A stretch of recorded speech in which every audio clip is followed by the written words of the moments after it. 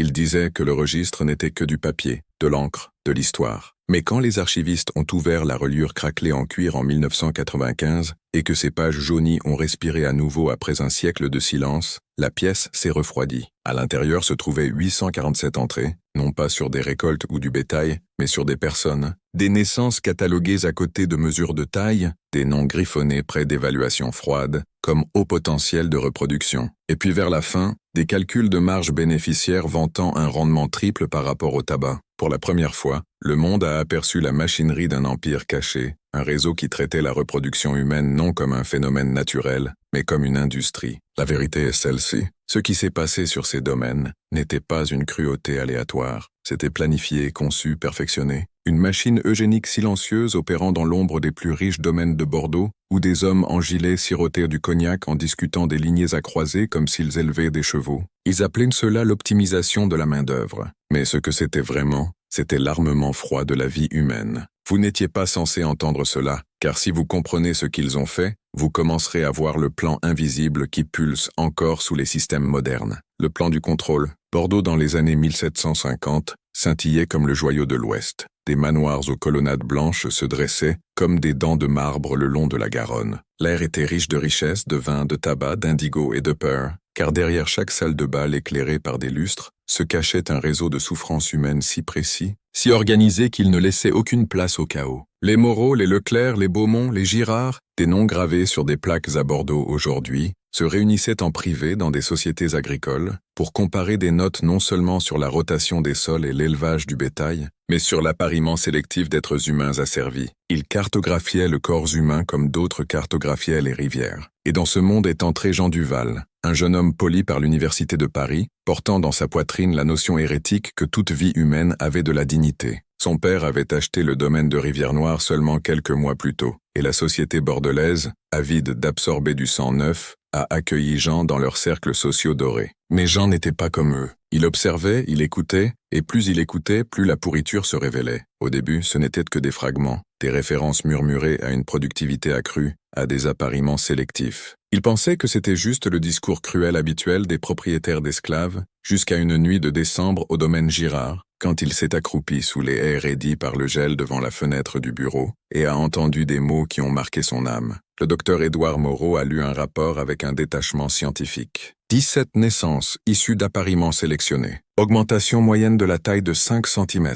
Résistance aux maladies courantes nettement améliorée. Leclerc a ajouté des remarques sur la sélection pour la docilité, tout en maintenant la force. Et puis le colonel Girard a prononcé les mots qui ont glacé le sang de Jean. Notre réseau s'étend maintenant à la Bretagne, à la Normandie, à la Provence. Les registres de reproduction nous permettent de suivre les lignées à travers les régions. Nous créons une génération supérieure. À cet instant, Jean a compris que ce n'était pas une cruauté isolée. C'était un programme d'élevage à échelle industrielle coordonné, et il fonctionnait déjà depuis des années. Il s'est pressé contre les briques froides, tandis que les hommes trinquaient à leur succès. Il a écouté, tandis qu'ils discutaient, comment les nourrissons jugés déficients étaient discrètement redirigés vers des opérations de champ brutal, où l'espérance de vie était courte. Il a écouté, tandis qu'ils parlaient des enfants, comme s'ils étaient du bétail. Et quand leur rire s'est enfin estompé, et que la dernière voiture s'est éloignée dans la nuit, Jean est resté accroupi dans l'obscurité, son souffle embuant l'air hivernal, sachant que sa vie venait de changer à jamais, parce qu'il avait vu le plan,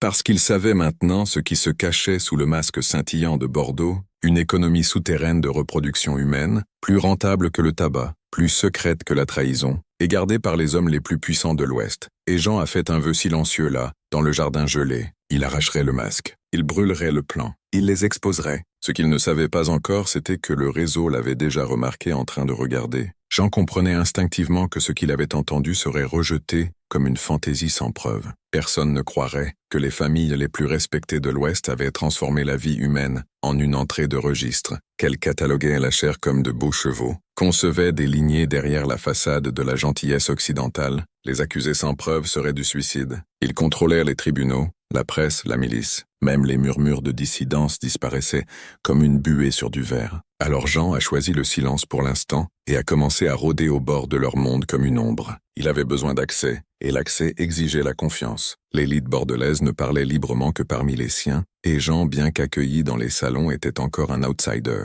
le fils nouvellement riche d'un propriétaire qui avait acheté le statut plutôt que de l'hériter. Mais la fortune a entrouvert la porte pour lui par l'intermédiaire de Louis Beaumont, le plus jeune héritier de la dynastie Beaumont. Louis avait à peine 22 ans, avide d'impressionner et dangereusement loquace quand l'alcool déliait sa langue. Lors d'une nuit enfumée de janvier au club de Bordeaux, tandis que les cartes claquaient contre le feutre vert et que les fumées de cognac s'enroulaient dans l'air, Louis s'est vanté des méthodes agricoles avancées de sa famille. « Ils m'ont donné accès au registre », a-t-il bredouillé avec fierté, les yeux vitreux. Toutes les données de reproduction, les lignées sur 3 générations. Vous n'avez jamais vu quelque chose comme ça. Les mots ont frappé Jean comme une lame dans les côtes. Le registre, le centre nerveux même du réseau. S'ils pouvaient le voir, le copier, cela suffirait à briser leur empire. Mais Louis a mentionné autre chose. Les quartiers de reproduction, un complexe privé sur le domaine Beaumont, où les appariements sélectifs du réseau étaient effectués sous une supervision stricte. Les quartiers étaient interdits à tous les outsiders, gardés non par des clôtures, mais par le silence et la peur. Jean savait alors ce qu'il devait faire. Il infiltrerait le domaine Beaumont de l'intérieur, et pour cela il aurait besoin d'une clé plus subtile que la force. Sophie Beaumont,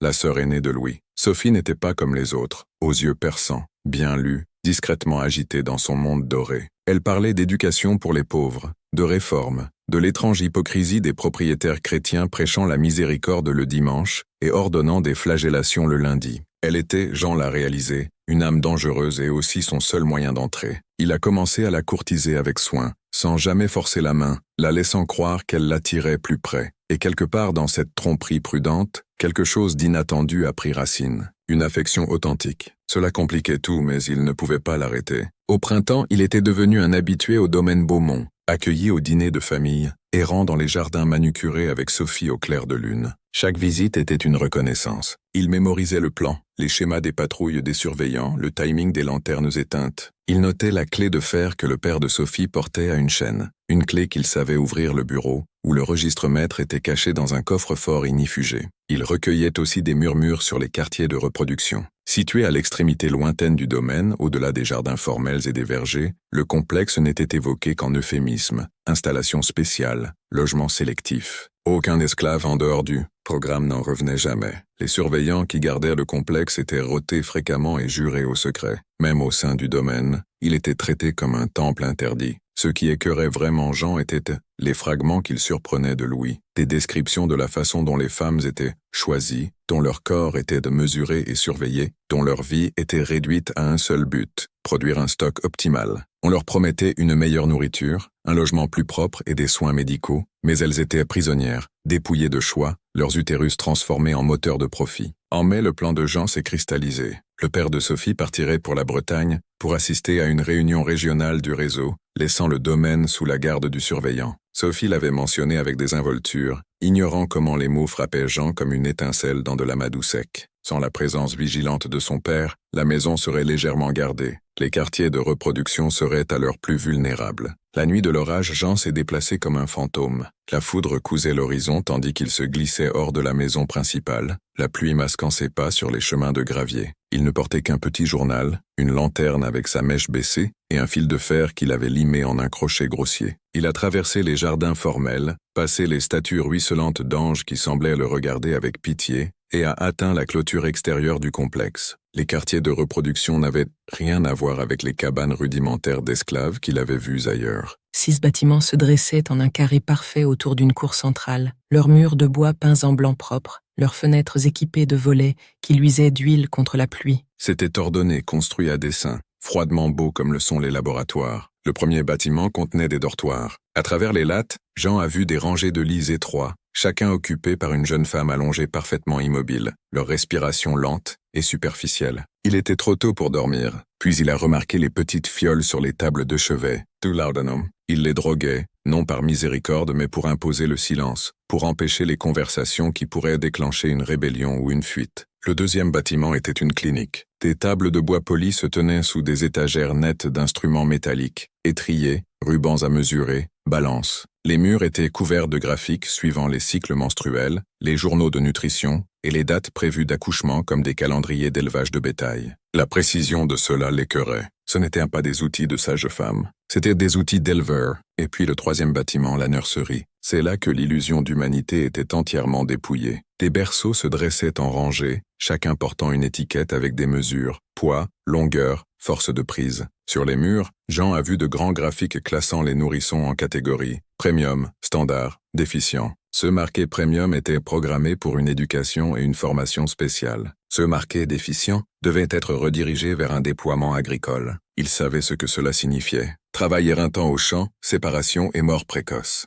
La pluie dégoulinait de ses cheveux tandis qu'il se tenait figé, regardant à travers les lattes, réalisant qu'il assistait à la chaîne de montage de la vie humaine. Une usine où l'enfant s'était effacé à la naissance, et il lui restait encore un bâtiment à percer, le bureau qui contenait le registre maître. Il s'est déplacé comme une lame à travers l'orage vers le bureau principal sur la colline, le cœur de l'Empire Beaumont. À l'intérieur de ce coffre-fort se trouvaient leurs dieux, des chiffres, des graphiques, des généalogies, la carte de leurs rêves monstrueux. Jean a juré qu'il le volerait, l'exposerait, brûlerait toute la machine en cendres. Mais alors qu'il levait le crochet vers la porte, la foudre a fendu le ciel, et du coin de l'œil, il a vu quelque chose qui a transformé son sang en glace. Une silhouette se tenant à une fenêtre à l'étage, le regardant. Le flash de la foudre a disparu aussi vite qu'il était venu, mais l'image s'est gravée dans l'esprit de Jean comme une marque. Un visage pâle encadré par la fenêtre sombre au-dessus du bureau, immobile, observant. Pendant un moment sans souffle, il s'est tenu figé, chaque instinct hurlant de fuir. Mais l'orage hurlait, la pluie tombait en rideaux et la silhouette ne bougeait pas. Peut-être était-ce un tour de la lumière. Peut-être pas. De toute façon, l'hésitation tuerait sa chance, et il était allé trop loin pour reculer.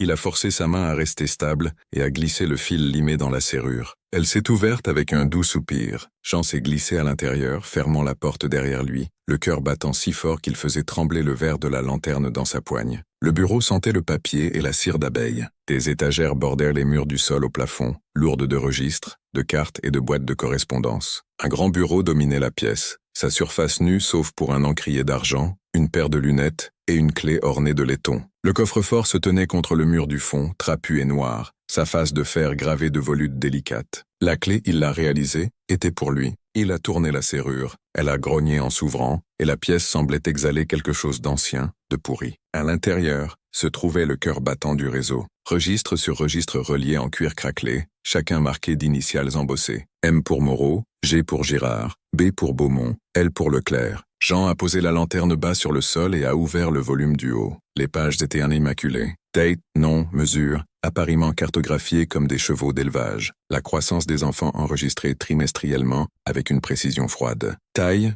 tonus musculaire, santé dentaire, résistance aux maladies. Sous disposition se trouvèrent des mots comme compliant, résistant, docile, volatile. Naissance et décès étaient notés sur la même ligne sans pause ni chagrin comme si les deux n'étaient que des points de données. Page après page cataloguait un nom des personnes mais un produit. Une entrée disait « Sujet IDM 237, femelle, âge 17, taille 1m70, structure pelvienne favorable, apparié avec G143, mâle 1m85, musculature docile, rendement projeté élevé, résultat réussi, conception confirmée. Sujet réaffecté au quartier de reproduction. Une autre, sujet ID B611, mâle âge 21, musculature forte, disposition résistante, non recommandé pour le travail domestique, assigné à l'unité de champ, valeur 900. Les mains de Jean tremblaient tandis qu'il tournait les pages plus vite, la nausée rampant dans sa gorge. Les chiffres se brouillaient en quelque chose de pire que la cruauté, l'efficacité. Puis il a atteint le compartiment arrière, un dossier étiqueté correspondance, expansion stratégique.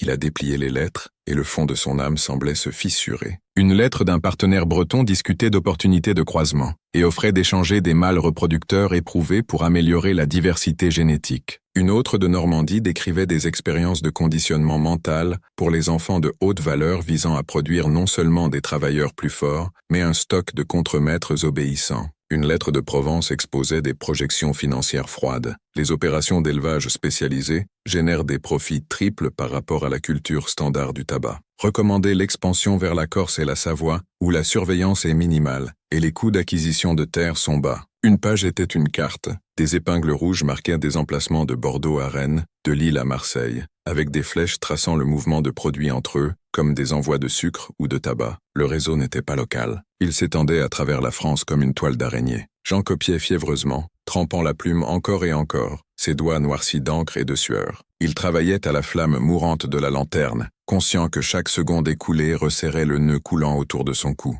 Parce que ce n'était plus seulement des preuves de cruauté, C'était la preuve d'une entreprise systématique, coordonnée et dissimulée par les plus hautes sphères du pouvoir. Occidental. Et puis il a trouvé la page finale, un mémorandum marqué confidentiel évaluation des candidats plan générationnel. Il listait des enfants, noms effacés, seulement des numéros d'ID classés en 3 catégories. Voie travail au champ, voie travail domestique et voie avancée. Les enfants de la voie avancée, à peine 6 ou 7 ans, étaient élevés dans des nurseries spéciales pour une instruction spécialisée et un déploiement sur le marché. Ils élevaient non seulement des travailleurs, ils concevaient des générations. Quelque chose à l'intérieur de Jean s'est fissuré. Ce n'était pas seulement le mal, c'était de l'architecture, la construction délibérée d'un avenir où les lignées elles-mêmes serviraient le marché. Et puis dehors la fenêtre, une forme a bougé. Il s'est figé. La lanterne a crachoté. Une latte de plancher a grincé dans le couloir au-delà de la porte du bureau. Quelqu'un venait. Jean a soufflé la lanterne. L'obscurité s'est abattue comme un couvercle de cercueil. Il a rassemblé les pages copiées avec des mains tremblantes, les a fourrées dans son manteau, a fermé le coffre-fort et s'est glissé derrière les lourds rideaux de velours. Tandis que le loquet de la porte tournait, la lumière s'est répandue. Des pas doux sur le tapis. Quelqu'un se tenait dans l'encadrement de la porte, respirant lentement, régulièrement comme s'il savait exactement ce qu'il chassait. Un faible clic métallique, un pistolet armé. Jean a retenu son souffle jusqu'à ce que ses poumons brûlent.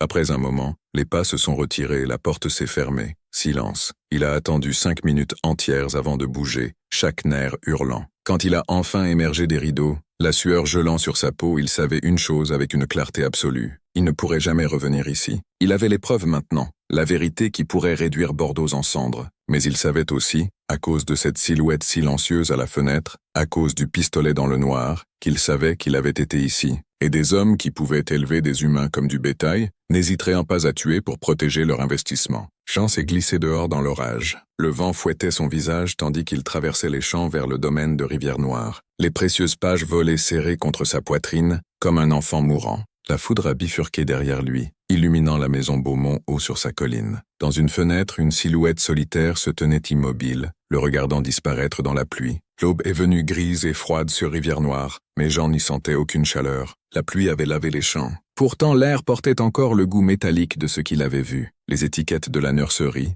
les registres, la carte de l'Ouest percée d'épingles rouges comme un corps épinglé sur une table d'autopsie. Il a étalé les pages humides sur son bureau, l'encre tachée et déformée, et a essayé de respirer. Ce n'était pas seulement des enregistrements, c'était des plans pour un avenir. Un monde où les lignées étaient des marchandises et les enfants conçus pour l'obéissance comme des machines. Et maintenant, il savait que quelqu'un avait été à l'intérieur. Il a essayé de se convaincre que la silhouette à la fenêtre avait été un tour de l'orage, que les pas avaient été une coïncidence. Mais à midi, tout ce confort a été arraché. 3 cavaliers sont arrivés sans annonce. Leurs bottes ont frappé la terrasse comme des marteaux tandis qu'ils entraient sans frapper, menés par le colonel Girard lui-même. Il est venu vêtu non de sa tenue habituelle, mais d'un manteau de cheval noir, luisant de pluie, flanqué de 2 hommes que Jean n'avait jamais vus auparavant. L'un a été présenté comme le docteur Samuel Laurent, un supposé spécialiste de la sécurité des domaines, bien que ses yeux pâles soient dépourvus de toute ressemblance avec la miséricorde. L'autre n'a offert aucun nom,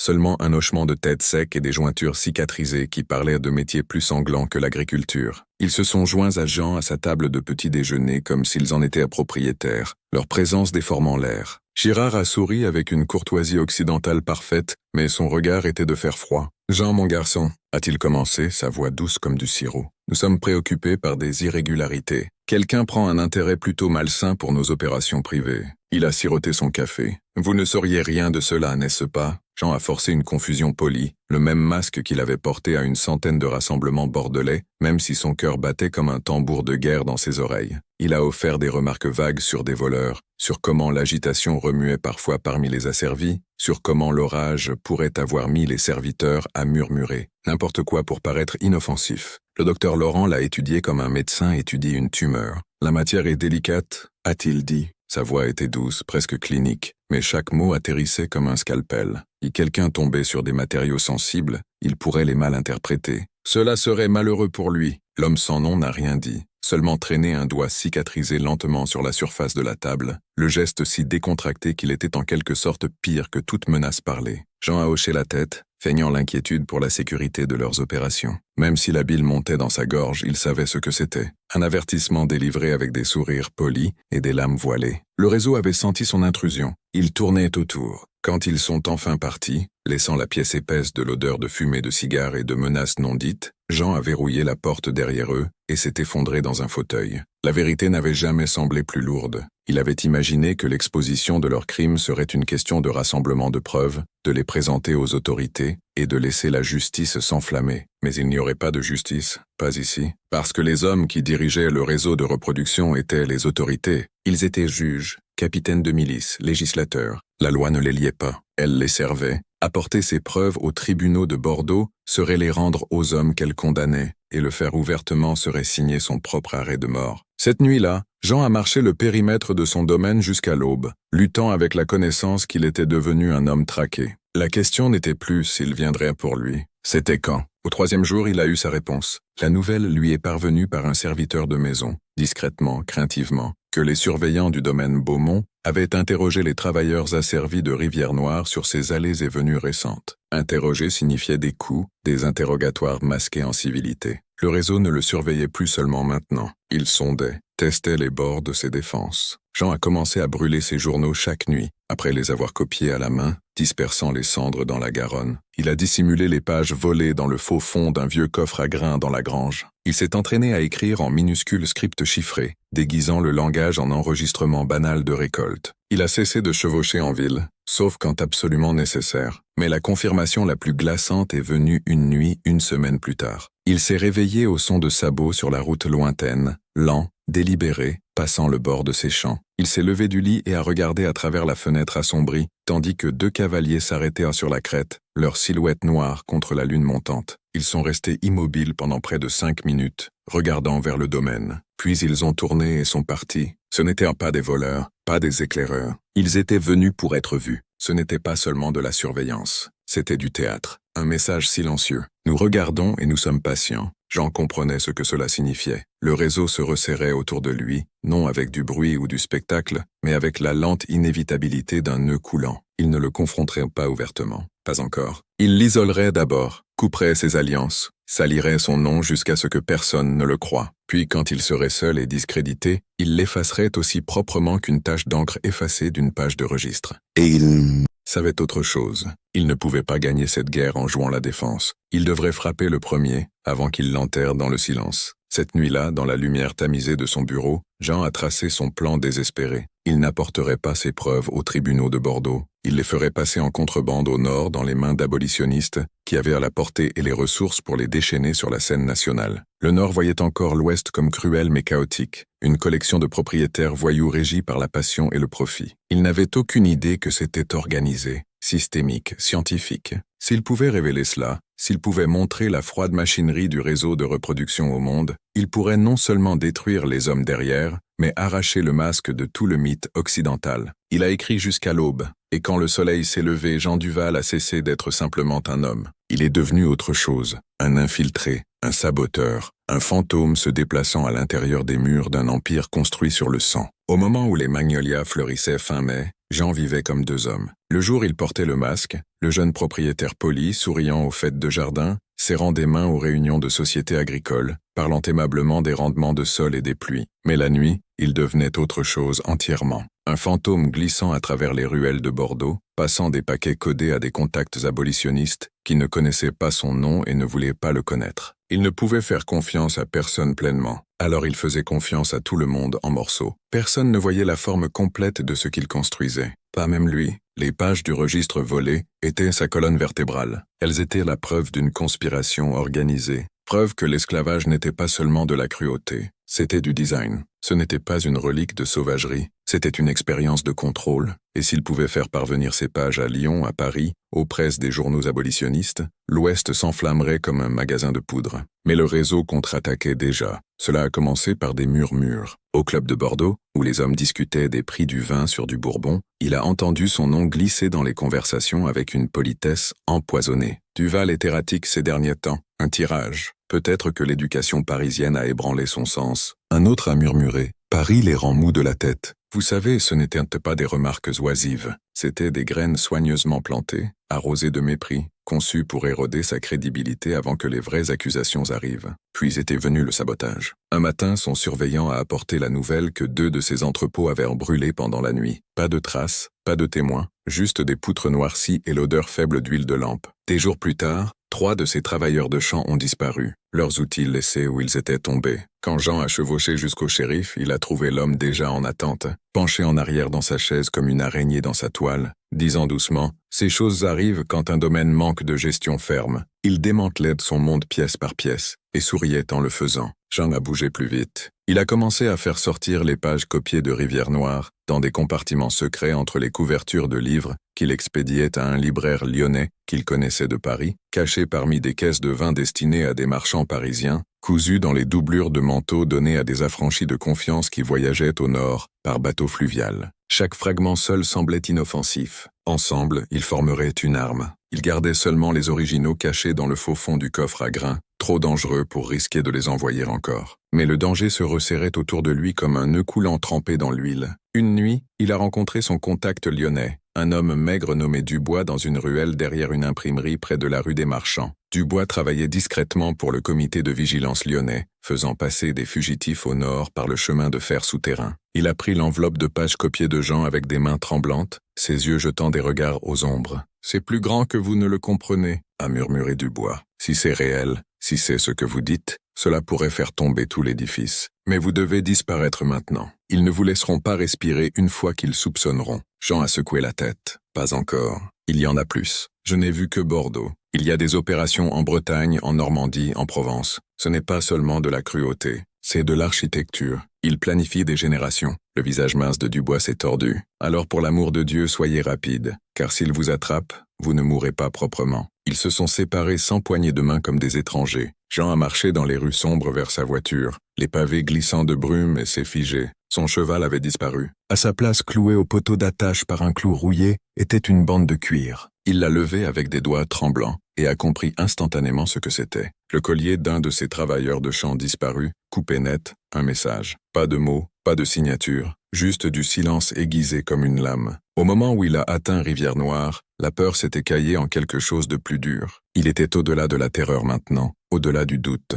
Ils avaient déjà décidé qu'il était marqué. Cela signifiait qu'il n'avait plus qu'un chemin, frapper le premier, frapper profondément et brûler leur édifice de l'intérieur avant qu'il l'efface du monde. Mais le réseau a frappé plus vite. 2 jours plus tard, la Gazette de Bordeaux a publié un avis discret qui a envoyé un choc à travers la classe des propriétaires. Des préoccupations ont été soulevées concernant les pratiques de gestion au domaine de Rivière Noire. Des allégations de cruauté et de négligence sont examinées par un comité de propriétaires locaux. Le sang de Jean s'est transformé en glace. C'était le mouvement parfait. Il le recadrait, non comme une menace morale, mais comme un hypocrite, un maître cruel prétendant être civilisé. Cela l'isolerait de tout allié. Toute défense qu'il ferait semblerait du désespoir. L'inspection du comité était prévue pour 3 jours plus tard, et Jean savait ce qu'il trouverait parce qu'il l'apporterait avec eux. Ils planifieraient cette épreuve. Ils mettraient en scène de la cruauté. Ils empoisonneraient le puits, jusqu'à ce que la simple mention de son nom attire des ricanements. Il avait 3 jours. 3 jours pour décider, fuir ou se battre. Mais tandis qu'il regardait les pages du registre cette nuit-là étalées sur son bureau comme les veines d'un cœur malade,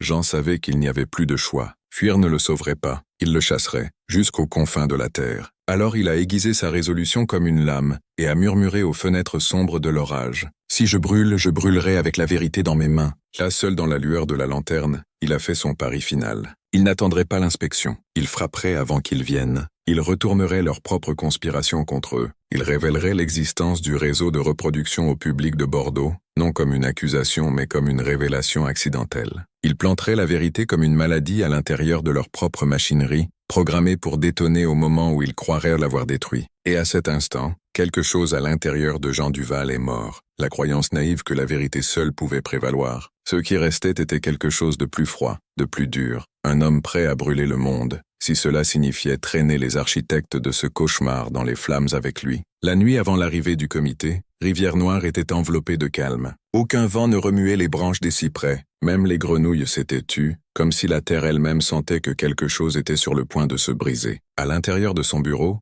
Jean se penchait sur son bureau à la lumière vacillante d'une seule bougie, entouré des vestiges épars de sa vie. Les pages du registre, ses journaux codés, des brouillons à moitié brûlés de lettres aux éditeurs du Nord, tout imprégné de l'odeur d'encre et de désespoir. Il avait construit son plan comme un piège caché sous une soie fine, élégant, silencieux, mortel. Il dépendait d'une chose, l'arrogance des hommes qui venaient pour lui. Il savait comment ils pensaient. Ils arriveraient dans leurs voitures avec de faux sourires et des cannes d'argent, feignant l'inquiétude pour une mauvaise gestion. Mais ce qu'il voulait vraiment était du spectacle. Il fouillerait ses papiers, cherchant des fragments incriminants qu'ils pourraient tordre contre lui, déjà certains de leur victoire, et cette certitude était leur faiblesse. Ils n'imagineraient pas que les preuves mêmes qu'ils espéraient trouver seraient la lame empoisonnée qu'il avait cachée pour qu'ils la saisissent. Jean a passé des heures à créer la contrefaçon, un registre leur. Il a copié à la main le format et la structure des vrais registres de reproduction, mais a remplacé les noms par de fausses initiales, réarrangé les dates, déguisé l'écriture. Pourtant, chaque détail monstrueux, les appariements de reproduction, les projections de rendement, les graphiques des traits désirables, il les a laissés intacts. Il voulait qu'ils reconnaissent leur propre système secret en cela. Il voulait qu'ils voient leurs reflets et tressaillent.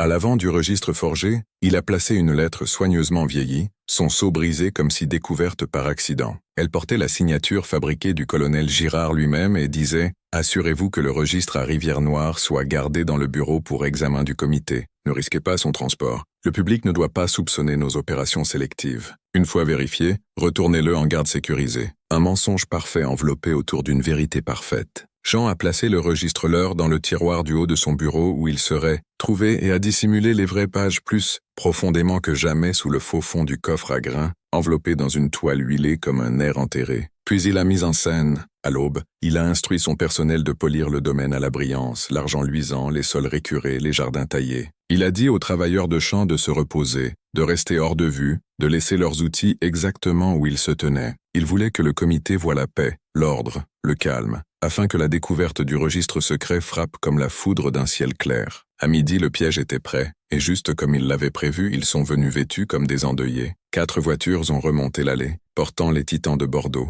le colonel Girard, le docteur Moreau, Jacques Leclerc, le père sinistre de Louis Beaumont. Leurs cannes cliquetaient sur les marches de marbre, tandis qu'ils balayaient dans son hall, leur voix mielleuse, mais leurs yeux aiguisés et brillants comme des rasoirs. Derrière eux venaient 2 officiers de milice pour l'ordre, et un scribe de la Gazette dont la plume planait comme le bec d'un vautour. Jean les a accueillis avec une composure parfaite, chaque geste pratiqué, chaque mot lisse. « Messieurs, a-t-il dit, s'il vous plaît, ma maison est la vôtre. » Ils se sont dispersés à travers la maison comme des oiseaux charognards. L'un a fouillé ses registres. Un autre a interrogé son surveillant avec une civilité barbelée. Dans le bureau, Leclerc a fouillé les tiroirs jusqu'à ce que sa main se ferme sur le registre planté. Jean a regardé le moment se dérouler comme un théâtre lent. Le front de Leclerc s'est plissé tandis qu'il feuilletait les pages, son visage vidé de couleur. La pièce s'est immobilisée. Moreau s'est penché, plissant les yeux sur le graphique méticuleux. La main de Girard s'est resserrée sur sa canne. « Où avez-vous eu cela ?» a demandé Girard doucement. Sa voix avait perdu son velours. C'était de la pierre maintenant.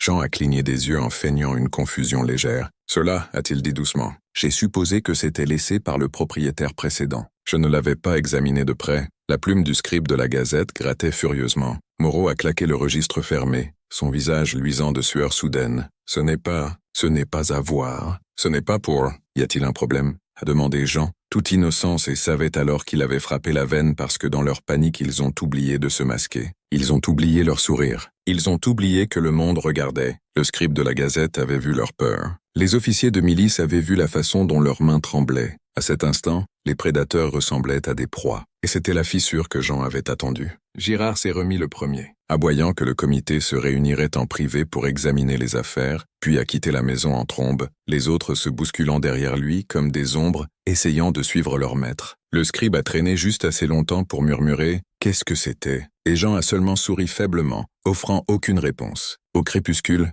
la Gazette a imprimé une seule ligne explosive. Des documents de nature inconnue ont été rapportés découverts lors de l'examen du comité au domaine de Rivière-Noire. C'était assez. Les salons de la ville bourdonnèrent de spéculations. Les rumeurs fleurissaient comme de la moisissure. Certains disaient que Jean avait découvert des preuves de fraude financière. D'autres murmuraient des expériences secrètes sur les esclaves. Le nom du réseau n'était pas encore prononcé, mais la graine avait été plantée, et les graines, Jean le savait, pouvaient fendre la pierre. Mais la victoire avait un goût amer. Parce que cette nuit-là, tandis qu'il s'asseyait seul dans le bureau sombre, Jean comprenait ce qu'il avait vraiment fait. Il avait forcé leurs mains, il avait chassé les architectes du réseau de reproduction des ombres, et les prédateurs acculés ne reculent pas. Il dévore, il a soufflé la bougie. Dans le noir, il pouvait voir tout se dérouler. Leurs représailles venant rapides et silencieuses, non comme une attaque ouverte, mais comme quelque chose de plus insidieux. Assassinat de caractère, ruine financière, disparition. Ils l'effaceraient aussi proprement qu'ils effaçaient les enfants qui échouaient à leur métrique d'évaluation. Et tandis que le vent nocturne gémissait à travers les cyprès, Jean a murmuré à la pièce vide, « Bien, qu'ils viennent ». Parce que maintenant, pour la première fois, ils seraient forcés de se battre au grand jour. Ils ne sont pas venus avec des fusils, ils sont venus avec le silence. En une semaine, le nom de Jean s'est caillé comme du lait dans l'air bordelais. Les invitations ont cessé d'arriver. Les hommes qui serraient autrefois sa main traversaient maintenant la rue sans reconnaissance. Le club de Bordeaux a révoqué son adhésion en attente d'enquête. Les marchands de vin ont soudain refusé ses envois, citant des dettes non résolues qui n'existaient pas. Ses lignes de crédit ont gelé du jour au lendemain. Ses comptes saignaient à sec par des factures fabriquées qu'il n'avait jamais signées. C'était immaculé comment il le démêlait. Le réseau comprenait la réputation mieux que n'importe quelle banque. Il savait qu'à Bordeaux, le caractère était une monnaie, et il frappait des murmures contrefaits plus vite que Jean ne pouvait les contrer. Des histoires rampaient à travers les salons et les marchés, qu'il avait battu ses travailleurs de champs à mort, qu'il trafiquait des enfants volés, qu'il était devenu fou du radicalisme du Nord et qu'il divaguait sur des conspirations dans son sommeil. Cela n'importait pas que rien de cela ne soit vrai. Ce qui importait, c'était que c'était plausible. Parce qu'ils avaient planté le registre, ils l'avaient trouvé, et maintenant ils pouvaient contrôler sa signification. La Gazette a publié un éditorial non signé appelant Jean une influence déstabilisante sur nos vénérables institutions. Le Courrier de Bordeaux a imprimé une histoire, affirmant qu'il avait forgé des documents pour faire chanter d'autres propriétaires. Son surveillant, un homme que Jean avait fait confiance pendant des années, a démissionné abruptement et a disparu. Les serviteurs ont commencé à s'éclipser dans la nuit, terrifiés par la ruine s'enroulant autour de Rivière-Noire comme de la fumée. En juin, le domaine se tenait à moitié vide et hanté de murmures. Les champs étaient devenus hirsutes, les volets pendèrent de travers, et les voisins ont commencé à parler de Rivière-Noire comme s'il était maudit. Et c'était le point. Le réseau n'essayait pas de tuer Jean encore. Ils effaçaient le monde autour de lui, dépouillant chaque couche d'appartenance jusqu'à ce qu'il ne soit rien d'autre qu'une blessure en forme d'homme. Ils connaissaient la psychologie du pouvoir. L'isolement brise la volonté plus vite que les chaînes. Il le sentait dans ses os. Les longues nuits devenaient creuses, remplies du son des cigales et de ses propres pensées le rongeant. Parfois, il se réveillait aux petites heures, convaincu d'entendre des voix dans le hall, seulement pour trouver la maison vide et immobile. Parfois, il marchait dans les champs et imaginait voir des figures à la lisière des arbres, juste assez loin pour disparaître quand il clignait des yeux, et puis les messages ont commencé. Au début, c'était subtil.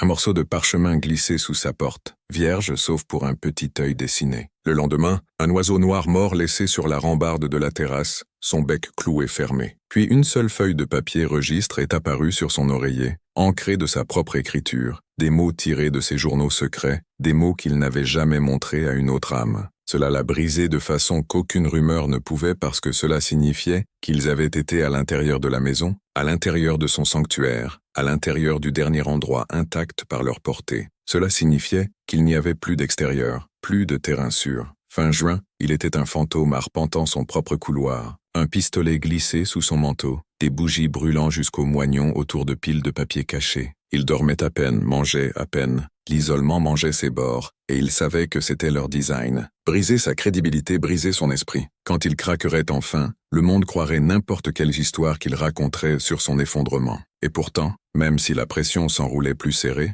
la résolution de Jean s'aiguisait comme de l'acier trempé, parce qu'il comprenait quelque chose que le réseau ne comprenait pas. Il croyait que la peur pouvait effacer la vérité. Il n'avait jamais imaginé que la peur pourrait fusionner la vérité en quelque chose d'indestructible. Le dernier jour de juin, quand la chaleur de Bordeaux pressait comme du plomb fondu, Jean a quitté Rivière-Noire vêtu non comme un homme brisé, mais comme un parfait gentleman occidental, linge immaculé, bottes polies, chaque cheveu en place. Il a chevauché jusqu'au banquet de mi-été de la Société agricole de Bordeaux, où les hommes les plus puissants de la ville s'étaient rassemblés pour porter un toast à leur fortune et se féliciter de leur progrès. Il a marché droit dans la gueule du lion. La salle de bal scintillait de lustres et du bourdonnement doux des violons. Girard se tenait près de la tribune, riant avec Moreau et Leclerc, les trois drapés de confiance comme une armure.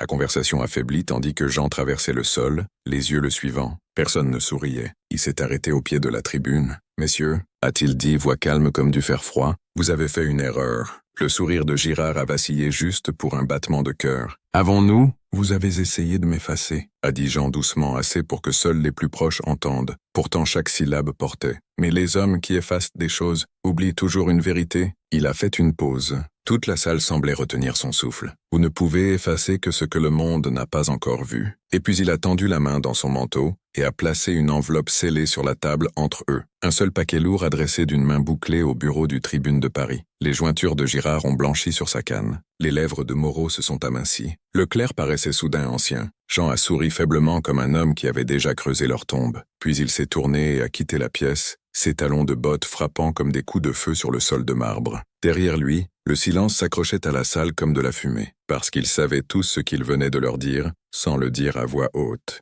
S'ils le détruisaient, la vérité surgirait de ses cendres. Il s'était transformé en malédiction, en contagion, en martyr attendant d'arriver. Cette nuit-là, de retour à Rivière-Noire, il a barré les portes, éteint les lampes et s'est assis dans le noir absolu, regardant le coffre à grains caché qui tenait le vrai registre. Il pouvait sentir le poids de leur peur commencer à se déplacer. Ils n'attendraient plus longtemps maintenant. Ils avaient essayé l'isolement. Ils avaient essayé la ruine. Ensuite viendrait le remède le plus ancien pour les hommes importuns, le meurtre. La tentative est venue 3 nuits plus tard, rapide et silencieuse, comme la frappe d'un serpent. L'air de juillet pendait lourd sur Rivière-Noire, épais comme un tissu humide. Les criquets s'étaient tus. La lune chevauchait bas et orange sang au-dessus de la ligne des cyprès. Jean s'asseyait seul dans son bureau, la plume grattant sur le parchemin tandis que la sueur coulait le long de son dos, travaillant fiévreusement pour finir les copies finales des pages du registre. Chaque bougie avait brûlé jusqu'à un moignon. Il était des semaines au-delà de l'épuisement, maintenu en vie maintenant seulement par l'adrénaline et la fureur. Il n'a rien entendu jusqu'à ce que le loquet de la fenêtre clique. Pas fort, pas aigu, juste le plus faible murmure métallique. Sa main s'est figée à mi-course. Lentement, silencieusement, il a posé la plume. L'air nocturne glissait froid à travers les volets à peine ouverts. Ses yeux s'ajustaient et ils étaient là. Une silhouette perchée sur le rebord comme un corbeau, visage enveloppé de tissu noir, une main gantée reposant sur le cadre, l'autre berçant l'éclat long d'une lame de stylet. Au-delà de lui, dans l'obscurité au-delà du verre, Jean a capté l'éclat faible d'une autre forme se déplaçant bas le long de la véranda. Ils étaient venus pour un battement de temps fracturé. Jean a vu son propre corps étalé sur ce bureau, du sang imbibant les pages volées. Il a vu le titre de la Gazette de Bordeaux, propriétaire troublé trouvé mort de blessures auto-infligées. Il a vu Girard souriant à son enterrement, sirotant du sherry tandis que le réseau récupérait discrètement le registre de ses cendres et le faisait disparaître pour toujours. Puis quelque chose d'ancien s'est réveillé en lui, une froideur plus profonde que la peur. Il a bougé. Dans une poussée violente, il a poussé le bureau de tout son poids, l'envoyant s'écraser de côté dans les jambes de l'intrus. Le stylet a flashé, tranchant une rainure sur son avant-bras, mais Jean slamait déjà son épaule dans le cadre de la fenêtre,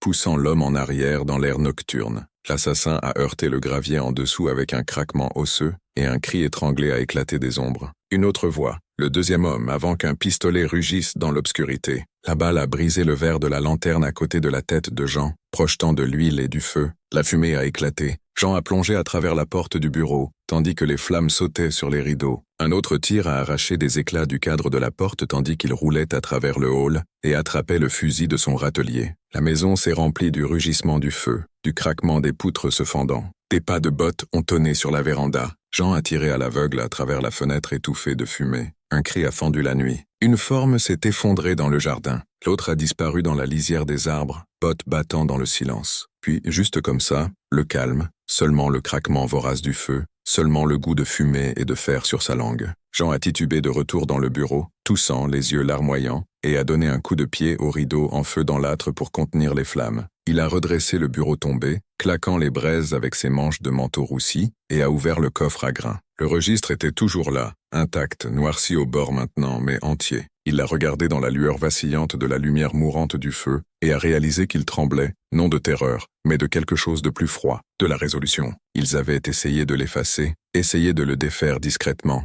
proprement, comme s'il était un nombre important qu'il pouvait rayer d'un registre. Mais maintenant, du sang avait été versé. Le masque était parti. C'était la guerre. Il a enterré les corps des assassins au bord de l'ancien bosquet de pins avant l'aube, silencieux et méthodique comme on enterre des animaux malades. Au lever du soleil, le patch brûlé du jardin était balayé propre, le verre brisé parti, la maison pristine une fois de plus comme si rien n'était arrivé. Mais quelque chose était arrivé. Le réseau avait franchi le seuil de l'assassinat de caractère à l'assassinat littéral. Cela signifiait qu'ils avaient peur. Plus peur qu'ils ne voulaient l'admettre parce qu'ils comprenaient ce que Jean était devenu maintenant. Pas un homme, une contagion de vérité. Ce soir-là, il a chevauché à Bordeaux une dernière fois, portant du noir du matin, comme s'il assistait à son propre enterrement. Il a livré son paquet final de preuves, non aux abolitionnistes, non à la presse, mais à un banquier en ville qui devait une faveur à son père défunt, un homme avec accès aux routes d'expédition du Nord. Le paquet était scellé à la cire, marqué du sigil de Rivière-Noire, et adressé non à des journaux, mais à un seul nom,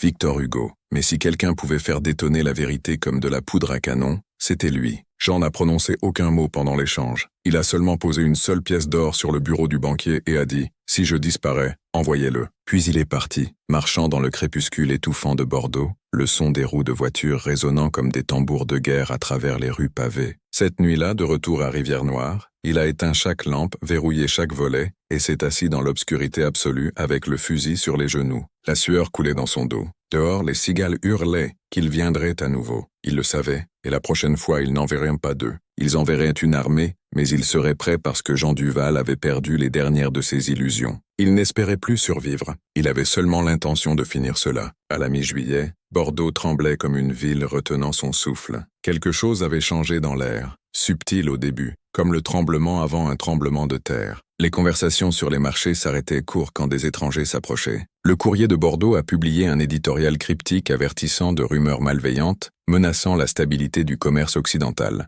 La Gazette a publié une seule ligne inquiétante. Il y a des murmures de perversion scientifique parmi nos domaines les plus vénérables. Aucun nom n'était imprimé, aucune accusation faite, pourtant chaque salon savait exactement vers qui pointaient ces murmures. Jean Duval était devenu le centre d'une tempête et il l'avait mise en rotation exprès. Le faux registre planté à Rivière-Noire avait fait son travail. Il avait semé le doute comme un parasite dans les esprits de l'élite bordelaise, et le doute se propage plus vite que la peste. Derrière des portes verrouillées, des hommes qui riaient de lui des mois auparavant parlèrent maintenant en murmures frénétiques. Duval bluffait-il? Combien avait-il vu? Combien avait-il copié? Personne ne savait. C'était le génie de cela. Il s'était rendu inconnaissable. Le réseau prospérait sur le secret, sur le contrôle, sur l'effacement chirurgical de tout chaos. Et Jean avait infecté leur machine immaculée avec du chaos. Ils ont répondu de la seule façon que des hommes comme eux connaissaient, en resserrant leur emprise jusqu'à ce que leur jointure craque. Les patrouilles de milice ont doublé autour des entrepôts du port de Bordeaux. Les lettres étaient ouvertes en transit. Le bureau de télégraphe a commencé à connaître des pannes chaque fois que des messages du Nord étaient programmés pour partir. Les esclaves soupçonnés de contact avec des abolitionnistes étaient fouettés publiquement sur les places, non comme punition, mais comme théâtre, des avertissements gravés dans la chair. Le masque extérieur de la ville scintillait encore, mais en dessous, l'ordre social tremblait comme une corde trop tendue. Et pourtant Jean poussait plus profondément. Chaque nuit, il s'éclipsait de Rivière-Noire comme un spectre, laissant des messages codés cachés dans des poteaux de clôture creux, passant des scraps smuglés du vrai registre aux quelques contacts du Nord qui osaient encore le rencontrer. Il tissait une toile de fausses pistes, des lettres intant à des caches inexistantes enterrées le long de la Garonne, des rumeurs murmurées de registres cachés dans des moulins à vin abandonnés. Le réseau se bousculait pour les chasser tous, gaspillant leurs forces, chassant des fantômes tandis qu'ils se déplaçaient à travers leurs angles morts comme une ombre. Mais la représaille s'aiguisait. Des cavaliers anonymes tournaient autour de son domaine la nuit. Des sabots crissant sur le gravier, disparaissant quand confrontés. Des travailleurs de fermes loyaux envers lui étaient trouvés pendus aux arbres, mis en scène comme des suicides. Ses champs étaient empoisonnés avec du sel dans l'obscurité. La terre elle-même devenait stérile du jour au lendemain. Un matin, il s'est réveillé pour trouver chaque miroir de la maison brisé, non volé, non vandalisé pour le profit, brisé et laissé en place. C'était une guerre psychologique maintenant, conçue non pour le tuer rapidement, mais pour l'éroder de l'intérieur. Et pourtant, tandis que les murs se refermaient, quelque chose de monstrueux s'éveillait à l'intérieur de Jean. Il ne se sentait plus comme un homme attendant d'être chassé. Il se sentait comme un chasseur enveloppé de chair humaine. Sa peur s'était calcifiée en une sorte de clarté. Et dans cette clarté, il voyait ce que le réseau ne pouvait pas. Ils avaient déjà perdu. Ils ne le savaient pas encore, parce que leur force dépendait de l'invisibilité. Et il avait brisé leur invisibilité. Ils se bousculaient, paniquaient, saignaient la confiance entre eux. S'il pouvait les pousser juste un peu plus loin au grand jour, leur empire se dévorerait lui-même. Alors il a conçu son gambit final. Il n'exposerait pas simplement le réseau au nord, il le ferait détonner de l'intérieur de Bordeaux même. Il savait où battait leur cœur. Sous la salle de marbre de la Société agricole de Bordeaux, où l'élite de la ville se rassemblait pour siroter du porc et cartographier les récoltes, se trouvait leur archive cachée, un coffre-fort de fer et de chêne qui abritait leurs enregistrements les plus sacrés, gardés par deux hommes qui croyaient protéger des secrets commerciaux. Mais Jean savait ce qui était vraiment scellé à l'intérieur. L'archive généalogique maître, l'enregistrement original de reproduction remontant à 20 ans, intact par le feu ou le sabotage, un cathédrale de registres chroniquant chaque appariement forcé, chaque enfant trié en caste premium ou déficiente, les documents qui les termineraient tous si le monde les voyait. Ils perceraient ce coffre-fort, voleraient leur cœur battant et le traîneraient hurlant à la lumière du soleil. Le plan était du suicide. Ils le savaient. Le coffre-fort était sous le bâtiment le plus sécurisé de Bordeaux, patrouillé par des gardes de nuit armés, ses portes scellées de triples serrures. S'il était attrapé, il disparaîtrait dans une tombe marécageuse sans nom avant l'aube. Mais la mort avait cessé de l'effrayer, parce qu'il comprenait maintenant que la survie était irrelevante. Sa vie était de la cendre, son nom était déjà ruiné. Tout ce qui importait était la vérité, préservée assez longtemps pour atteindre les mains du Nord. Si son corps devait devenir la mèche pour allumer cette vérité, qu'il en soit ainsi. Cette nuit-là, il est retourné à Rivière-Noire, les criquets hurlant dans les champs noirs, la lune une lamelle comme une lame tirée. Il s'est assis dans le bureau sombre, le fusil sur les genoux, les pages du registre étalées devant lui comme des reliques sacrées. Et pour la première fois en semaine, il a parlé à voix haute non à Dieu qui avait depuis longtemps abandonné cet endroit, mais aux morts, aux centaines d'enfants sans nom dont les vies étaient troquées comme du bétail, aux femmes droguées en utérus silencieux, aux hommes forcés à engendrer une progéniture qu'ils ne verraient jamais. « Je les brûlerai pour vous », a-t-il murmuré. « Même si cela me brûle avec eux. » Dehors, le tonnerre grondait sur l'océan distant. À l'intérieur, Jean Duval a commencé à dessiner la carte de sa nuit finale. La nuit choisie pour le vol était sans lune, noire comme de l'encre. La chaleur pendait comme un tissu humide sur Bordeaux, et la ville gisait étouffée dans le calme particulier qui vient juste avant que quelque chose se brise. Jean avait planifié ce moment pendant des semaines, chaque étape gravée dans son esprit comme de l'écriture sainte. Et pourtant, tandis qu'il s'accroupissait dans les ombres en face de la salle de marbre de la Société agricole de Bordeaux, son pouls battait si violemment qu'il craignait qu'il secoue les pavés. C'était le cœur de leur empire. Derrière ces colonnes de pierre blanche, derrière les fenêtres éclairées au gaz,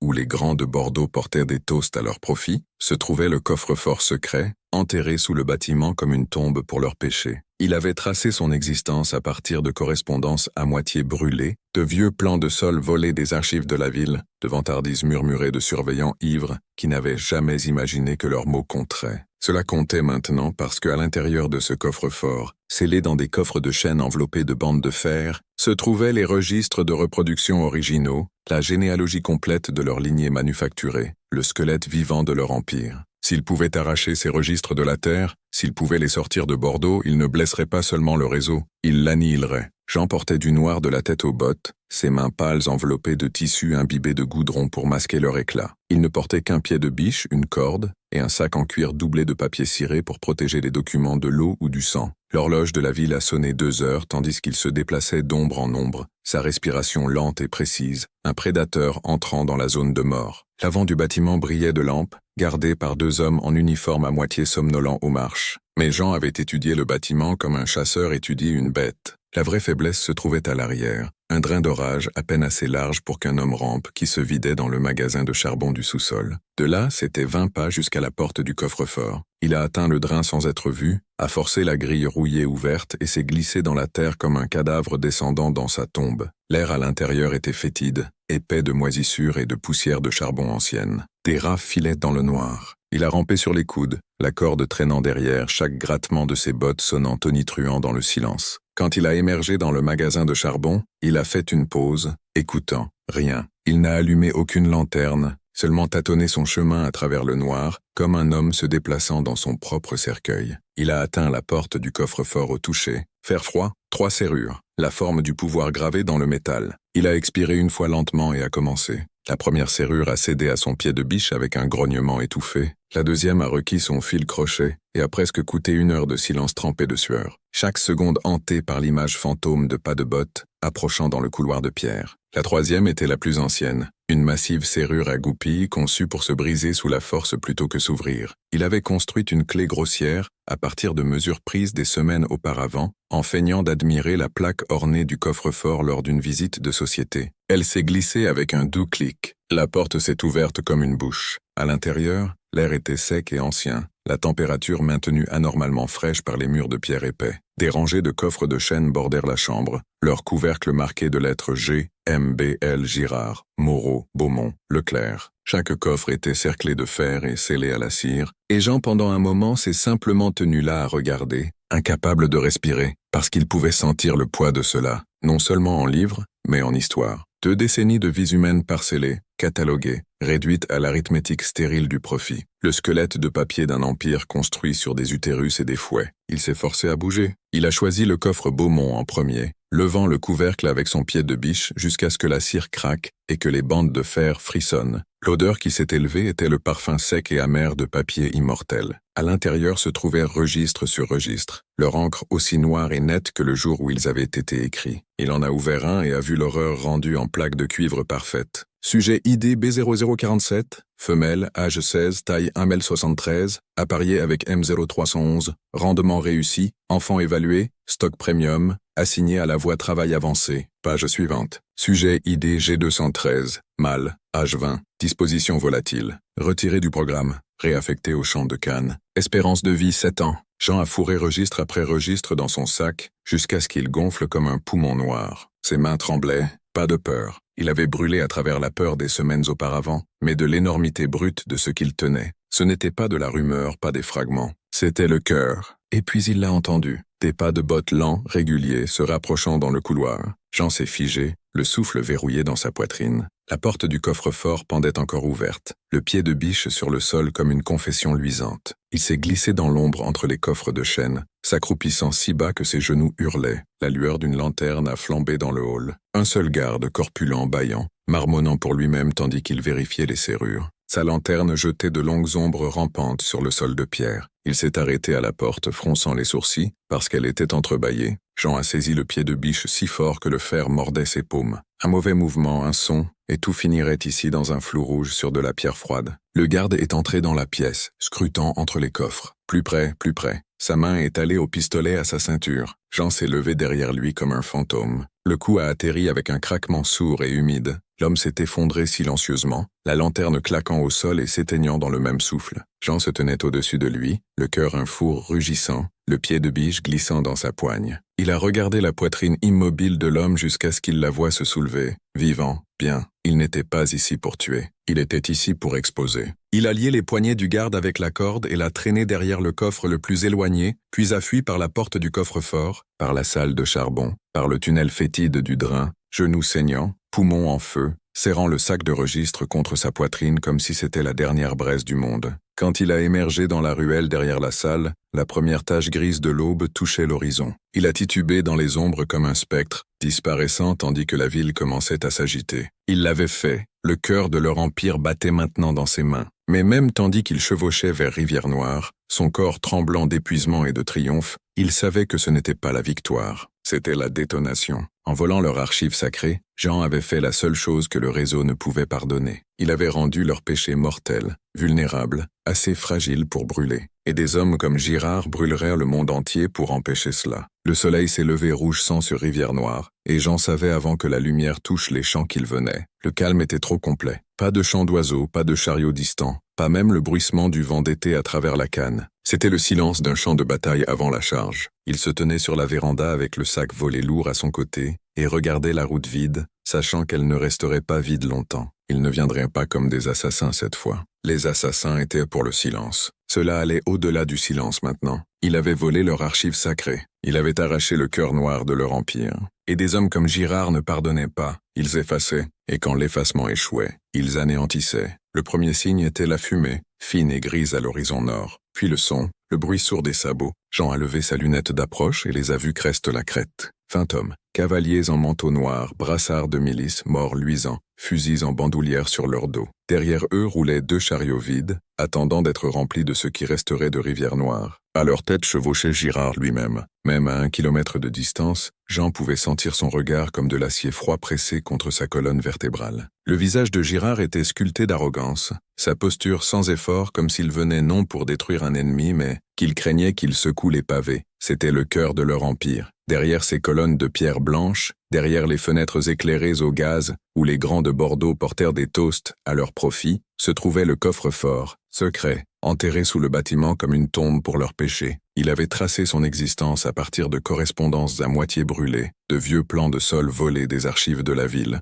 de vantardises murmurées de surveillants ivres qui n'avaient jamais imaginé que leurs mots compteraient. Cela comptait maintenant parce qu'à l'intérieur de ce coffre-fort, scellé dans des coffres de chêne enveloppés de bandes de fer, se trouvaient les registres de reproduction originaux, la généalogie complète de leur lignée manufacturée, le squelette vivant de leur empire. S'ils pouvaient arracher ces registres de la terre, s'ils pouvaient les sortir de Bordeaux, ils ne blesseraient pas seulement le réseau, ils l'annihileraient. Jean portait du noir de la tête aux bottes, ses mains pâles enveloppées de tissu imbibé de goudron pour masquer leur éclat. Il ne portait qu'un pied de biche, une corde, et un sac en cuir doublé de papier ciré pour protéger les documents de l'eau ou du sang. L'horloge de la ville a sonné 2 heures, tandis qu'il se déplaçait d'ombre en ombre, sa respiration lente et précise, un prédateur entrant dans la zone de mort. L'avant du bâtiment brillait de lampes, gardé par 2 hommes en uniforme à moitié somnolents aux marches. Mais Jean avait étudié le bâtiment comme un chasseur étudie une bête. La vraie faiblesse se trouvait à l'arrière, un drain d'orage,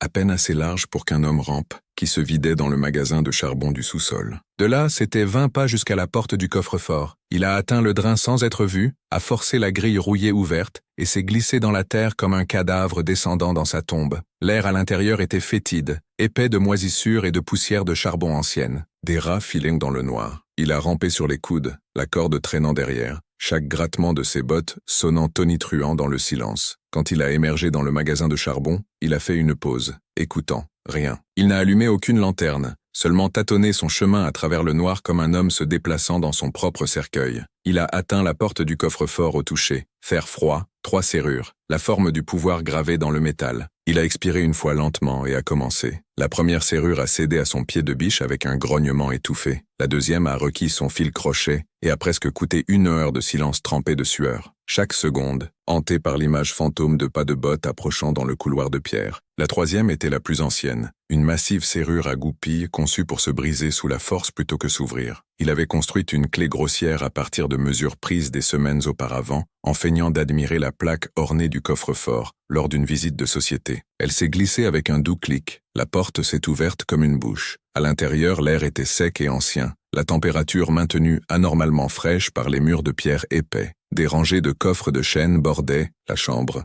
leur couvercle marqué de lettres G, M, B, L, Girard, Moreau, Beaumont, Leclerc. Chaque coffre était cerclé de fer et scellé à la cire, et Jean, pendant un moment, s'est simplement tenu là à regarder, incapable de respirer, parce qu'il pouvait sentir le poids de cela, non seulement en livres, mais en histoire. 2 décennies, de vies humaines parcelées, cataloguées, réduites à l'arithmétique stérile du profit, le squelette de papier d'un empire construit sur des utérus et des fouets. Il s'est forcé à bouger. Il a choisi le coffre Beaumont en premier, levant le couvercle avec son pied de biche jusqu'à ce que la cire craque et que les bandes de fer frissonnent. L'odeur qui s'est élevée était le parfum sec et amer de papier immortel. À l'intérieur se trouvait registre sur registre, leur encre aussi noire et nette que le jour où ils avaient été écrits. Il en a ouvert un et a vu l'horreur rendue en plaque de cuivre parfaite. Sujet ID B0047, femelle, âge 16, taille 1,73 m, apparié avec M0311, rendement réussi, enfant évalué, stock premium, assigné à la voie travail avancée. Page suivante. Sujet ID G213,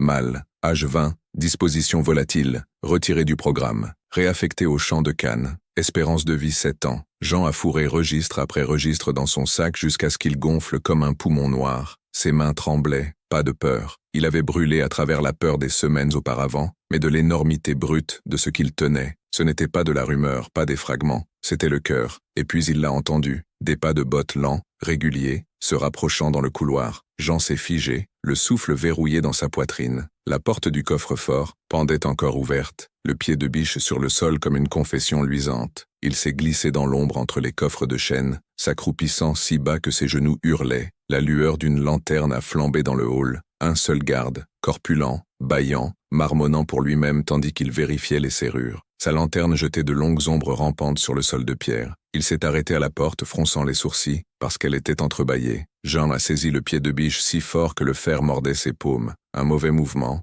un son, et tout finirait ici dans un flou rouge sur de la pierre froide. Le garde est entré dans la pièce, scrutant entre les coffres, plus près, plus près. Sa main est allée au pistolet à sa ceinture. Jean s'est levé derrière lui comme un fantôme. Le coup a atterri avec un craquement sourd et humide. L'homme s'est effondré silencieusement, la lanterne claquant au sol et s'éteignant dans le même souffle. Jean se tenait au-dessus de lui, le cœur un four rugissant, le pied de biche glissant dans sa poigne. Il a regardé la poitrine immobile de l'homme jusqu'à ce qu'il la voie se soulever. Vivant, bien. Il n'était pas ici pour tuer, il était ici pour exposer. Il a lié les poignets du garde avec la corde et l'a traîné derrière le coffre le plus éloigné, puis a fui par la porte du coffre-fort, par la salle de charbon, par le tunnel fétide du drain, genoux saignants, poumons en feu, serrant le sac de registre contre sa poitrine, comme si c'était la dernière braise du monde. Quand il a émergé dans la ruelle derrière la salle, la première tache grise de l'aube touchait l'horizon. Il a titubé dans les ombres comme un spectre, disparaissant tandis que la ville commençait à s'agiter. Il l'avait fait, le cœur de leur empire battait maintenant dans ses mains. Mais même tandis qu'il chevauchait vers Rivière-Noire, son corps tremblant d'épuisement et de triomphe, il savait que ce n'était pas la victoire, c'était la détonation. En volant leur archive sacrée, Jean avait fait la seule chose que le réseau ne pouvait pardonner. Il avait rendu leur péché mortel, vulnérable, assez fragile pour brûler. Et des hommes comme Girard brûleraient le monde entier pour empêcher cela. Le soleil s'est levé rouge sang sur Rivière-Noire, et Jean savait avant que la lumière touche les champs qu'il venait. Le calme était trop complet. Pas de chants d'oiseaux, pas de chariots distants, pas même le bruissement du vent d'été à travers la canne. C'était le silence d'un champ de bataille avant la charge.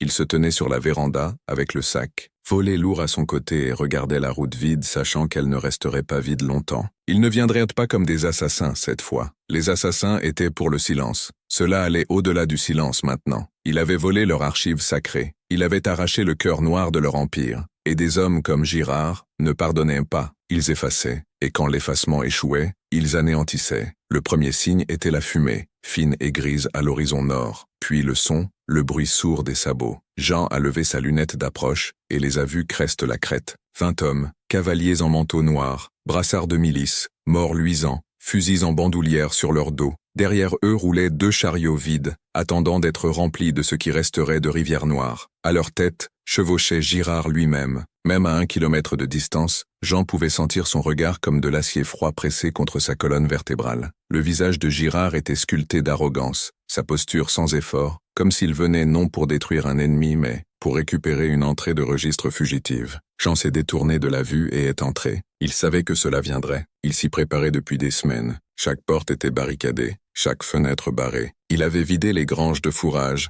et les avait emballées de fûts de poudre. Il avait creusé des tunnels d'évasion sous la remise à voitures et le fumoir. Il avait converti Rivière-Noire d'un domaine en forteresse et en tombe, parce qu'il avait accepté une vérité finale. Il n'était pas destiné à survivre à cela. Ce qui importait n'était pas l'évasion. Ce qui importait était que les registres s'échappent. Il a ouvert le coffre à grains pour la dernière fois et en a tiré le paquet de documents, des centaines de pages de cruauté méticuleuse, chacune une lame aiguisée à l'encre. Il les a enveloppées dans une toile huilée, scellée dans un canister de fer étanche, et l'a portée à la cave à Racine. Là, attendant dans l'obscurité, se tenait Pierre. Pierre avait été le palefrenier de son père, un affranchi plus âgé avec une colonne vertébrale comme du fer forgé et des yeux qui avaient tout vu sans fléchir. Il était resté quand les autres avaient fui, non par loyauté envers Rivière-Noire, mais par haine des hommes qui cherchaient à l'effacer. Jean a placé le canister dans ses mains. « Vous chevauchez au nord », a-t-il dit. « Maintenant, ne vous arrêtez pas. Ne prononcez pas mon nom. Livrez-le à l'adresse à l'intérieur. S'il vous attrape, brûlez-le avant de mourir. » Pierre a rencontré ses yeux, n'a rien dit, juste hoché la tête une fois et a disparu dans l'aube, silencieux comme le condamné. Jean est retourné à la maison. Le son des sabots était plus fort maintenant, plus proche, une marée noire roulant inexorablement vers lui. Il a enfilé son manteau, non le simple manteau de cheval des semaines récentes, mais le vieux frac d'officier confédéré de son père, laine noire, bouton d'argent poli à la lumière de la lune, le manteau d'un homme qui avait autrefois régné sur ce domaine comme un souverain. C'était une armure non pour la protection, mais pour le symbolisme. S'il comptait l'effacer, il devrait l'effacer comme une institution. Il a chargé le fusil, vérifié le pistolet à sa ceinture et posé les mèches de poudre serpentant à travers les granges, chaque ligne traînant jusqu'au bureau où une seule bougie se tenait prête. Quand il viendrait, il ne leur donnerait pas de prisonniers, pas de butin, seulement des cendres. À la mi-matinée, les cavaliers ont atteint le bord des champs. Ils sont venus lentement, méthodiquement, s'étendant en un croissant pour encercler la maison. La poussière s'élevait de leurs sabots comme des fantômes. Girard chevauchait au centre, le visage inexpressif, flanqué de Moreau et Leclerc. Ils se sont arrêtés juste au-delà de la portée des mousquets. Pendant un long moment, rien n'a bougé. Les cigales d'été s'étaient tues, Puis Girard a levé une main, et le monde s'est brisé. Un coup de corps a fendu l'air. La première volée a craqué comme le tonnerre. Des balles de mousquet ont déchiré les colonnes de la véranda, des éclats explosant autour de Jean, tandis qu'il plongeait derrière le cadre de la porte. Les fenêtres à avant ont éclaté vers l'intérieur en averses de verre. Le plâtre pleuvait du plafond. Rivière-Noire était assiégée. Jean a riposté des fenêtres supérieures. Chaque tir délibéré contrôlait son esprit une machine froide. Les cavaliers se sont dispersés, certains descendant pour riposter des murs du jardin. La fumée de poudre s'enroulait dans l'air ensoleillé comme des fantômes de champs de bataille. Ils s'attendaient à la panique. Ils ont trouvé la défiance. Chaque pièce est devenue un réduit. Jean se déplaçait comme un spectre à travers sa propre maison qui s'effondrait, rechargeant en courant, tirant de nouveaux angles, disparaissant avant qu'il puisse le coincer. Des balles mâchaient les balustrades, des flammes prenaient dans les rideaux. Pourtant il combattait, poussé non par l'espoir mais par le devoir, par la promesse que Pierre était déjà à des kilomètres avec les registres, la vérité, chevauchant comme une braise vive vers le nord. À midi, la maison était à moitié ruinée. 2 granges gisaient en tas noircis de ces pièges à poudre chronométrés, emportant plusieurs cavaliers avec eux. Mais la milice continuait à venir, implacable, inépuisable, comme la volonté du réseau lui-même, et Jean savait qu'il ne pouvait pas tenir beaucoup plus longtemps. Il se tenait dans le bureau brisé, du sang suintant de sa tempe, de la fumée s'enroulant de l'épave autour de lui. À travers la fenêtre brisée, il a vu Girard encore à cheval, intact, pristine, regardant comme un dieu président à la chute d'un monde. Girard a levé sa canne en un salut silencieux. Jean a souri en retour, lèvres fendues et sanglantes, parce que Girard ne savait pas. Il ne savait pas que les registres étaient déjà partis. Il ne savait pas que même si Rivière-Noire tombait en cendres, la vérité vivrait. Et Jean savait à cet instant qu'il avait gagné, même si le prix était sa vie. Il s'est détourné de la fenêtre, a marché vers les mèches de poudre attendant qui s'enroulaient à travers la maison comme des veines, et a frappé la flamme de la bougie à la première mèche. Le sifflement de la poudre brûlante a rempli l'air, comme le murmure d'un serpent. Dehors, les cavaliers ont vu la fumée et ont commencé à crier. Jean a marché calmement vers le grand hall d'entrée, bottes crissant sur le verre brisé, et s'est tenu sous le lustre ruiné tandis que la maison qu'il avait héritée et armée commençait à brûler de l'intérieur. Il a attendu que le feu l'atteigne, yeux sans cligner, visage serein. Si Rivière-Noire devait mourir, elle mourrait comme il choisissait, non conquise mais auto-immolée, un bûcher pour éclairer le regard du monde sur la vérité qu'ils avaient enterrée. Tandis que les flammes rugissaient à l'escalier, Jean a murmuré dans le feu, qu'ils s'étouffent avec les cendres, et puis la poudre s'est enflammée. À l'aube, Rivière-Noire avait disparu. Là où des colonnes blanches et des jardins manucurés se dressaient autrefois, il n'y avait qu'un cratère fumant de poutres carbonisées et de verre fondu, l'air épais du goût aigre de chair brûlée et de poudre. Les cyprès le long de l'allée étaient des silhouettes noires contre le ciel meurtri, leurs feuilles recroquevillées en cendres. Des oiseaux charognards tournoyaient dans le silence. Les cavaliers sont retournés à la première lumière pour tamiser la ruine. Ils n'ont rien trouvé de vivant, pas de corps à afficher, pas de trophée à parader à travers Bordeaux, seulement le silence, épais et accusateur. Jean Duval s'était effacé avant qu'il le puisse. Girard se tenait au bord de la ruine fumante avec Moreau et Leclerc, leurs beaux vêtements tachés de suie, leurs visages tendus du calme friable d'hommes regardant leur réalité se fissurer. Les officiers de milice plus jeunes attendaient dans un silence mal à l'aise derrière eux, fusils relâchés à leur côté. Girard a parlé enfin, sa voix faire froid. « Répandez le mot », a-t-il dit. Duval a péri en tentant de détruire des preuves de sa fraude. Nous n'en dirons pas plus. C'était le mensonge parfait, net, plausible, sans sang. Et pourtant, même tandis que les mots quittèrent sa bouche, le mensonge mourait déjà, parce qu'au moment où il le prononçait à voix haute, la vérité était déjà hors de leur portée. Loin au nord, Pierre chevauchait à travers la brume grise de l'aube en Île-de-France, la boue éclaboussant ses bottes, le canister de fer attaché à la selle sous son manteau comme une seconde colonne vertébrale. Il chevauchait avec la férocité d'un homme fuyant la bouche de l'enfer lui-même, s'arrêtant seulement pour abreuver le cheval, changeant de montures à des maisons sécurisées, secrètes, le long de l'ancien chemin de fer souterrain. En quelques semaines, les registres ont atteint Paris. En un mois, ils ont atteint Lyon, et puis le monde a commencé à brûler. Le Tribune de Paris a imprimé les premiers extraits fin août. Enregistrement méticuleux de pairings humains, mesures de forme de crâne, augmentation de taille cartographiée, génération après génération comme du bétail, enfants classés à la naissance en caste premium et déficiente. Le Tribune l'a appelé la conspiration d'élevage de Bordeaux. Le Libérateur a suivi, puis l'hebdomadaire de Harper. Ce qui avait été des murmures est devenu un incendie. Les pulpites d'église tonnaient de condamnation. Les rassemblements abolitionnistes gonflaient en émeute. Les congressmen du Nord brandissaient les registres au sol de la Chambre, leurs mains tremblant de rage, exigeant une enquête. Pour la première fois, les défenseurs de l'Ouest ont faibli, parce que ce n'était pas l'ancien argument de sentiment contre propriété. C'était quelque chose de plus sombre, quelque chose que l'élite occidentale ne pouvait expliquer comme une coutume. C'était la science comme atrocité, une machine méthodique d'ingénierie humaine qui arrachait chaque mythe romantique du propriétaire antébellum comme patriarche noble. Les registres les montraient tels qu'ils étaient vraiment, éleveurs, ingénieurs de chair. Et à Bordeaux, le masque a commencé à se fissurer. Les marchands ont coupé les liens avec les familles impliquées, les banques ont rappelé leurs prêts, les acheteurs de vin de Girard à Londres ont annulé discrètement leurs contrats. Le nom de Moreau a disparu des rôles du club de Bordeaux. Les surveillants de Leclerc l'ont déserté. Même leurs pères se sont détournés. Les mêmes hommes qui autrefois les portaient en toast reculaient maintenant, terrifiés d'être tachés, parce que tout le monde savait que si le monde croyait que la conspiration était réelle,